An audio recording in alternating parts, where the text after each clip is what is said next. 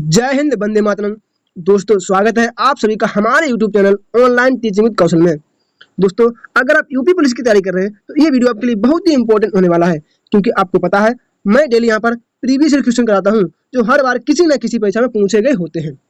आपको पता है अगर आप किसी भी एग्जाम की तैयारी कर रहे हैं तो उसमें पी वाई क्वेश्चन का वेटेज बहुत अधिक रहता है, खासकर वनडे एग्जाम के लिए बहुत ही इंपॉर्टेंट होते हैं। तो साथियों, वीडियो को बिना स्किप किए लास्ट तक जरूर देखें ताकि आप ये सभी इंपॉर्टेंट प्रश्न कर सकें।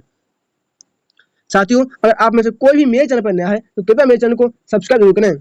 अगर आपको इस क्लास की पीडीएफ चाहिए तो आप हमारे टेलीग्राम चैनल को जरूर ज्वाइन करें। तो चलिए स्टार्ट करते हैं अपने हिंदी के प्रश्न। साथियों, सबसे पहले हम लोग करेंगे अपने हिंदी के प्रश्न। इसमें हमारा पहला प्रश्न क्या है, दिए गए शब्द का विलोम चुनें। इनमें से उत्थान का विलोम क्या हो जाएगा? ये उत्थान है, इसका विलोम पूछ रहे हैं तो इसका विलोम हो जाएगा क्या? बताइए, उत्थान का विलोम क्या हो जाएगा साथियों? क्या? पतन। ऑप्शन नंबर डी हमारा राइट आंसर होगा, पतन। हमारा अगला प्रश्न क्या है? प्रश्न नंबर 77। दिए गए वाक्यांश के लिए एक शब्द चुनिए। ये वाक्यांश दिया गया है, इसके लिए हमें चुनकर एक शब्द बताना है।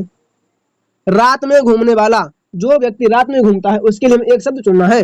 तो क्या हो जाएगा? निशाचर। निशा माने रात और चर माने घूमने वाला। हमारा अगला प्रश्न क्या है? प्रश्न नंबर 78 हमारा क्या हो जाएगा? सही वर्तनी वाले शब्द का चयन करें। इसमें से सबसे सही शब्द कौन सा लिखा है? तो देखो, ये सर्वपक्षी गलत, ये भी गलत, ये भी गलत। ऑप्शन नंबर डी हमारा राइट आंसर हो जाएगा। हमारा अगला प्रश्न क्या है? प्रश्न नंबर 79 हमारा क्या हो जाएगा? आत्मसम्मानी व्यक्ति का हृदय से लोभ का भाव नहीं होता। इनमें से कौन सा भाग गलत है?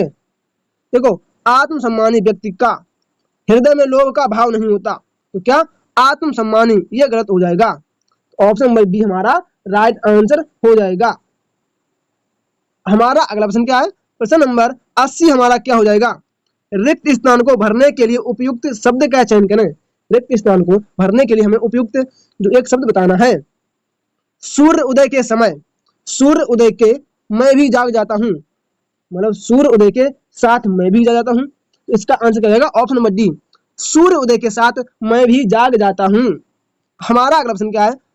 अच्छा साथियों, ये गद्यांश पढ़कर हमें नीचे दिए गए शब्दों का हमें आंसर बताना है।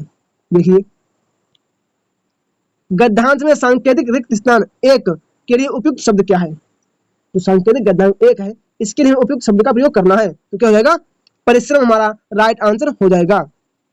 हमारा अगला प्रश्न क्या है? प्रश्न नंबर 82। गद्यांश के सांकेतिक रिक्त स्थान दो के लिए उपयुक्त शब्द, दो के लिए उपयुक्त शब्द क्या हो जाएगा? तो क्या हो जाएगा? प्राप्ति। ऑप्शन नंबर बी हमारा राइट आंसर हो जाएगा, प्राप्ति। हमारा अगला प्रश्न क्या है? प्रश्न नंबर 83। गद्यांश में रिक्त स्थान 3 के लिए उपयुक्त शब्द क्या होगा? तो गद्यांश नंबर 3 है, इसके लिए हमें वहां का उपयुक्त शब्द भरना है। तो क्या हो जाएगा? ऑप्शन नंबर बी हाथ पर हाथ हमारा राइट आंसर हो जाएगा। हमारा अगला प्रश्न क्या है? प्रश्न नंबर 84। गद्यांश के सांकेतिक रिक्त स्थान 4 के लिए उपयुक्त शब्द, 4 के लिए उपयुक्त शब्द हमें बताना है। तो क्या हो जाएगा? ऑप्शन नंबर डी सफलता हमारा राइट आंसर हो जाएगा।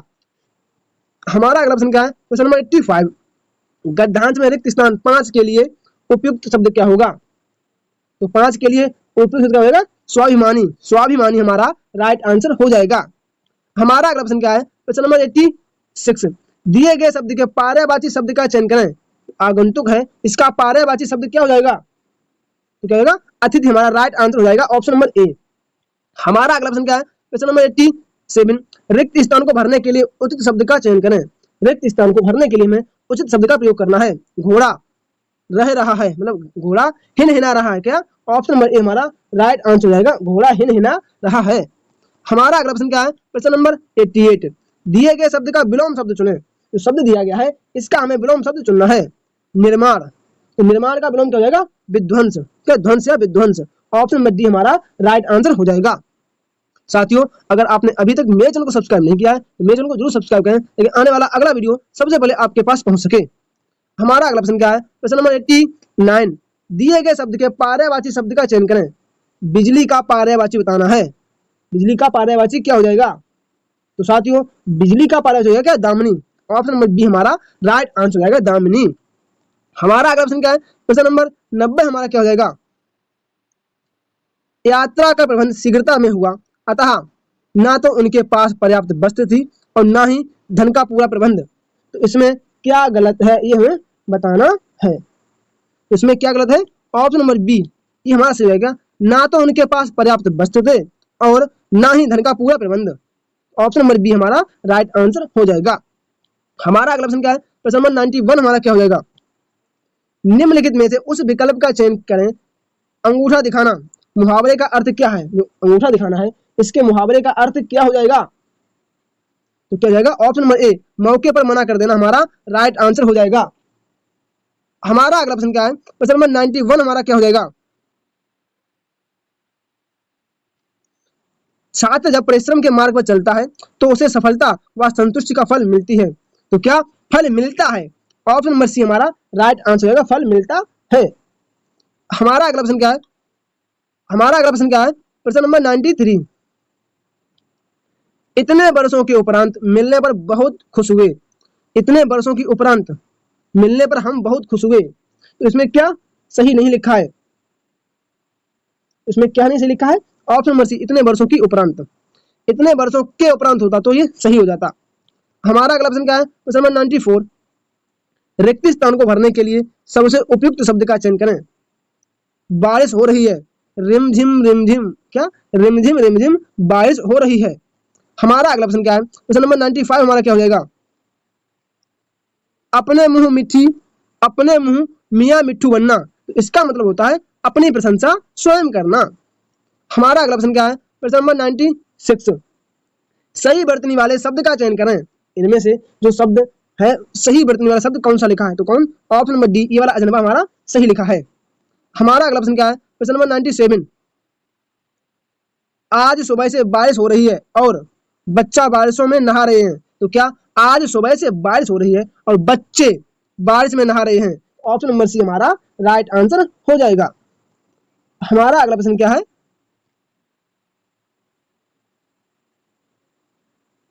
95 युवक ही किसी देश के शक्ति का आधार होते हैं। युवक ही किसी देश को नहीं, किसी देश की शक्ति। क्या? किसी देश की शक्ति। तो ऑप्शन नंबर डी हमारा राइट आंसर हो जाएगा। हमारा अगला प्रश्न क्या है? प्रश्न नंबर 99 हमारा क्या हो जाएगा? आज प्रत्येक गांव में खोले जा रहे हैं क्या? बंदरगाह, विश्वविद्यालय, हवाई अड्डे, विद्यालय। तो क्या खोले जा रहे हैं? विद्यालय खोले जा रहे हैं। ऑप्शन नंबर डी हमारा राइट आंसर हो जाएगा। हमारा अगला प्रश्न क्या है? प्रश्न नंबर 100 दिए गए वाक्यांश के लिए एक शब्द चुनिए जो देखने योग्य हो। जो देखने योग्य हो उसके लिए हमारा एक शब्द क्या हो जाएगा? तो क्या दर्शनीय हमारा राइट आंसर हो जाएगा। साथियों अगर आपने अभी तक मेरे चैनल को सब्सक्राइब नहीं किया है तो मेरे चैनल को जरूर सब्सक्राइब करें ताकि आने वाला अगला वीडियो सबसे पहले आपके पास पहुंच सके और आपकी यूपी पुलिस की तैयारी में 4 चांद लग सकें। साथियों तो अब हम लोग करेंगे अपने जीके के प्रश्न। इसमें हमारा पहला प्रश्न क्या है? स्पर्श के कारण पौधों में दिशात्मक विकास की गति को क्या कहा जाता है? स्पर्श के कारण पौधों में दिशात्मक विकास को क्या कहा जाता है? तो क्या स्पर्श रूपांतरण हमारा राइट आंसर हो जाएगा, स्पर्श रूपांतरण। हमारा अगला प्रश्न क्या है? प्रश्न नंबर 27 महानदी और गोदावरी के डेल्टा मृदा से समृद्ध हैं। महानदी और गोदावरी के डेल्टा में किस प्रकार की मृदा पाई जाती है? तो कौन सी? जलोढ़ मृदा पाई जाती है। ऑप्शन नंबर ए हमारा राइट आंसर हो जाएगा। हमारा अगला प्रश्न क्या है? प्रश्न नंबर 28 हमारा क्या हो जाएगा? रक्त समूह वाले व्यक्ति को एक सार्वभौमिक रक्तदानकर्ता कहा जाता है। तो किसे? जिसका ओ नेगेटिव, क्या ओ नेगेटिव वाले जो है ना ये रक्त सर्वदाता कहा जाता है। क्या? रक्त सर्वदाता कहा जाता है।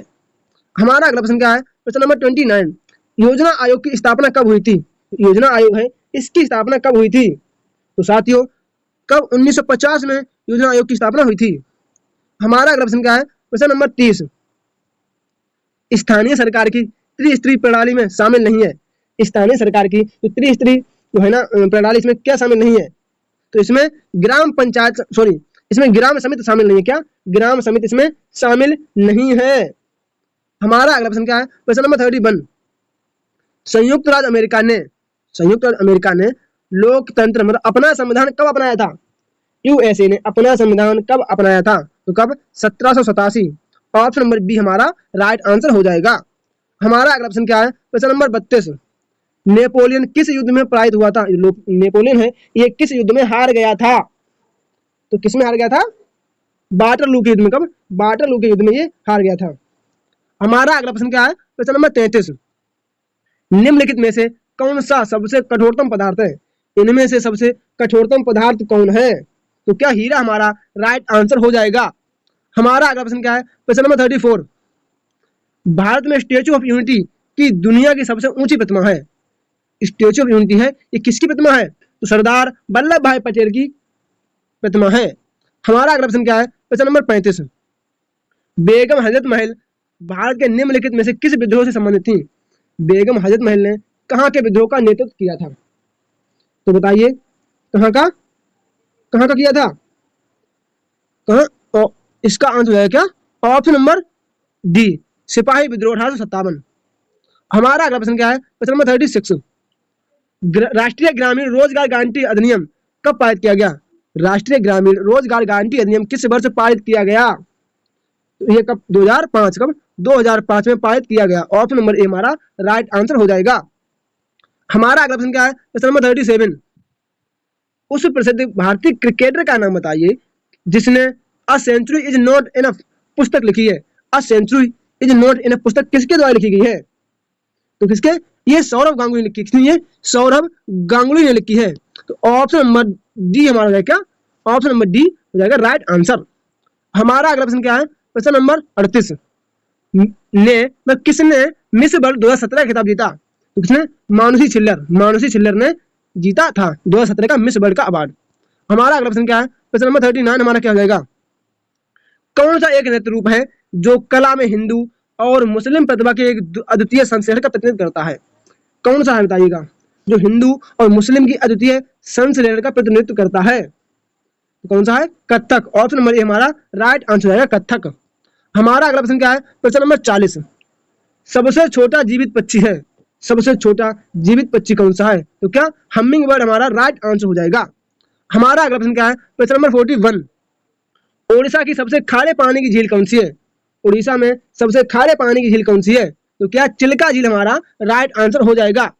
हमारा अगला प्रश्न क्या है? प्रश्न नंबर 42, भारत में 500 और 1000 के मुद्रा को किस वर्ष अमान्य घोषित कर दिया गया?